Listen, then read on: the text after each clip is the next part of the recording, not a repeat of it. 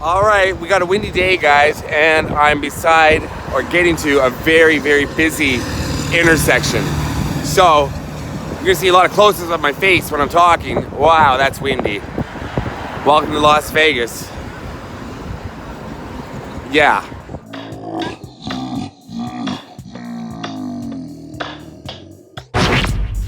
I know you gonna dig this. Baby!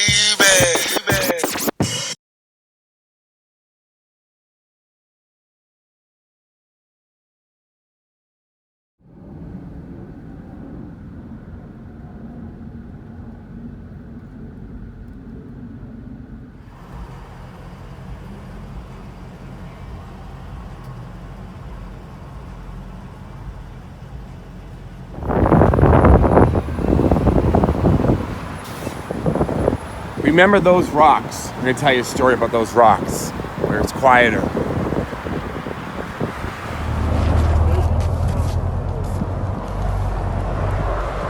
All right, seems to be a little quieter here. Not that much. So right now I'm at the intersection of Flamingo and Koval Lane in Las Vegas. And this is the location where Tupac Shakur was murdered.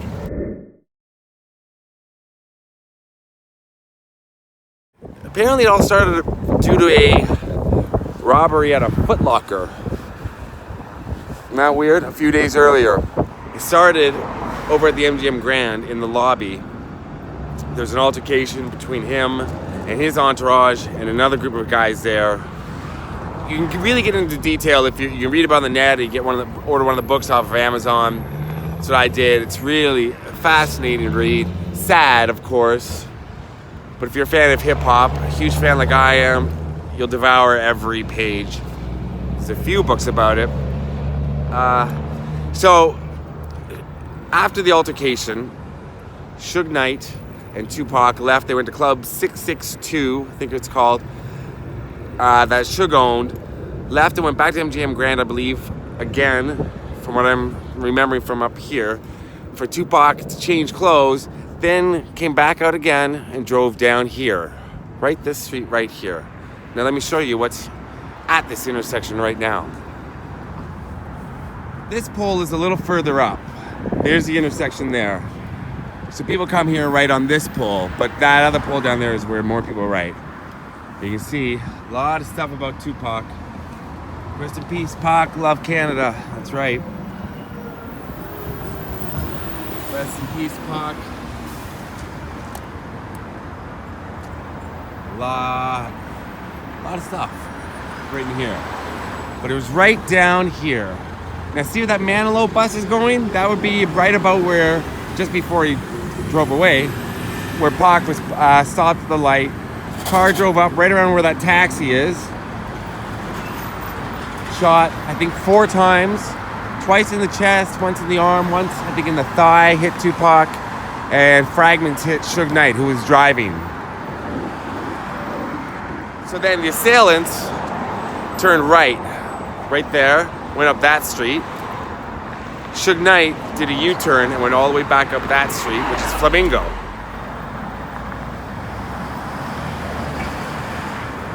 So take a look at this pole right here. This is heavily done. How do they get that high up? I'm 9 feet tall. I can't make it up that tall.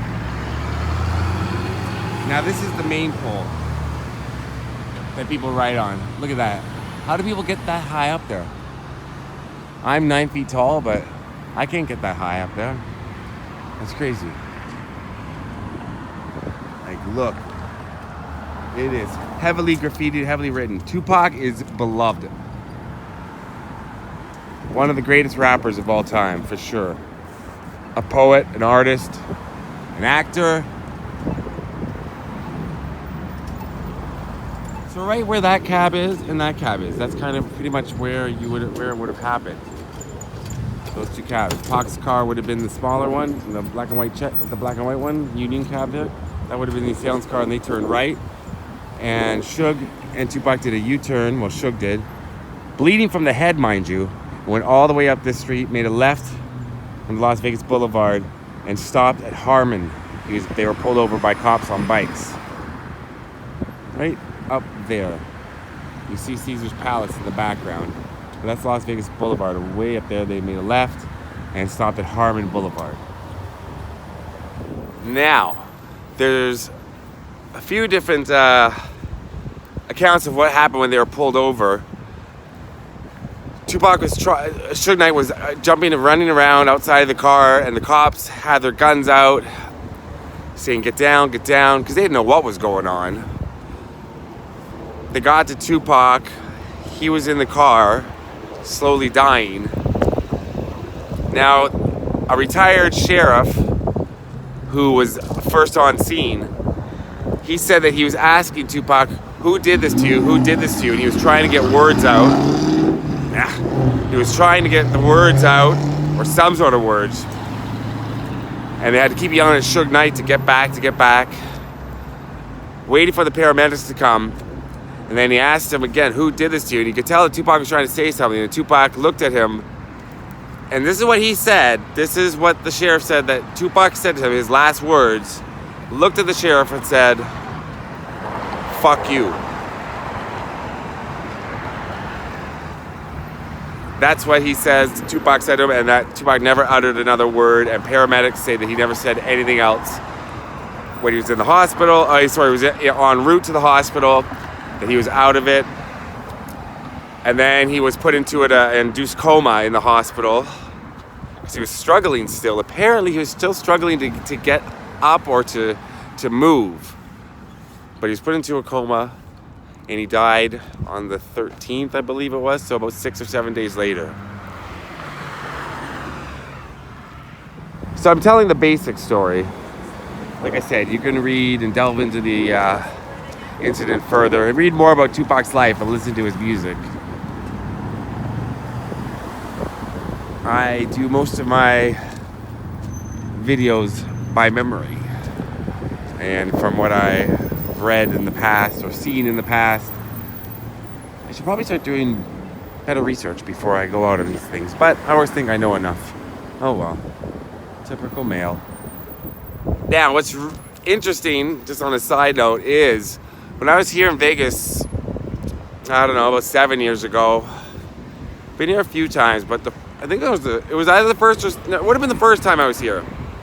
I was obsessed with seeing this location. I had to see it. So my friend John and I were out with a few other people that we had met. We were hanging out, we were partying just up the street, and maybe somebody can tell me what the name of the casino or bar was. It's like a cowboy themed one. It's just up here. If you're from Vegas or if you know the area, you can tell me which one it was. But yeah, it was Wild West themed. And I needed an energy drink because we'd been driving all day, hadn't slept that much. I was exhausted. So I decided, I asked where could I get an energy drink. They said 7-Eleven. Look over there. There's a 7-Eleven. Oh, you can't see it. Well, there you can see the sign. They said, go to the 7-Eleven. So I slowly walked all the way down this street, all the way down here, got my energy drink, and I sat down on these rocks right over here. See those rocks?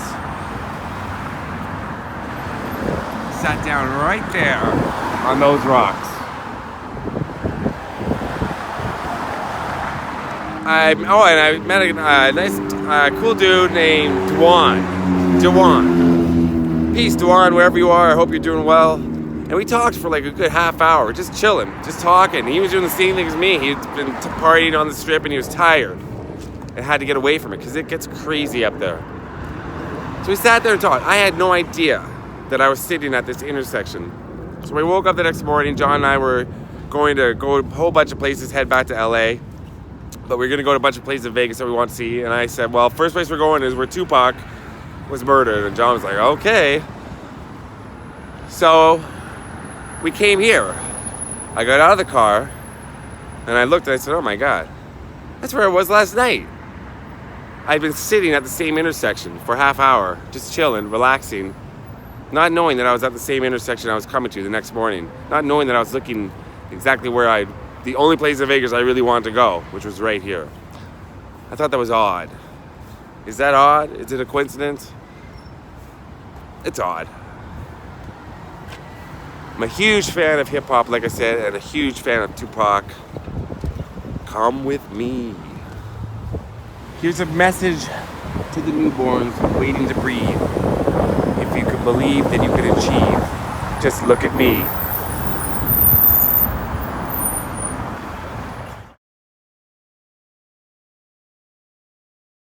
Show you a different angle of how it looks as I'm crossing the street. And I know it's loud, I know it's windy, but this is Vegas. It's the middle of it's actually morning, and it's just loud here all the time. And the wind today is not helping. So right where these cars are coming, Tupac would have been driving right just where that truck is on the other lane.